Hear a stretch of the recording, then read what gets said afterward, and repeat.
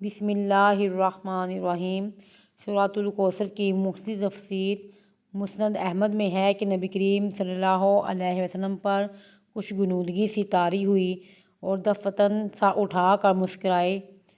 پھر یا تو خود آپ صلی اللہ علیہ وسلم نے فرمایا یا لوگوں کے اس سوال پر کہ نبی کریم صلی اللہ علیہ وآلہ وسلم کیسے مسکرائے، تو آپ صلی اللہ علیہ وآلہ وسلم نے فرمایا مجھ پر اس وقت ایک صورت اتری۔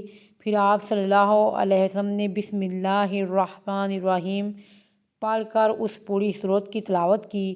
وہ فرمایا جانتے ہو کوثر کیا ہے؟ لوگوں نے کہا خدا اور اس کا رسول ہی خوب جانتے ہیں۔ فرمایا وہ ایک جنتی نہر ہے جس پر بہت بلائی ہے، جو میرے رب نے مجھے عطا فرمائی ہے، جس پر میری امت قیامت والے دن آئے گی۔ اس کے برتن آسمان کے ستاروں کی گنتی کے برابر ہیں۔ بعض لوگ اس سے ہٹائے جائیں گے تو میں کہوں گا اے میرے رب یہ بھی میرے امتی ہیں، تو کہا جائے گا کہ آپ صلی اللہ علیہ وسلم کو نہیں معلوم کہ ان لوگوں نے آپ صلی اللہ علیہ وسلم کے بعد کیا کیا بدعتیں نکالی تھیں۔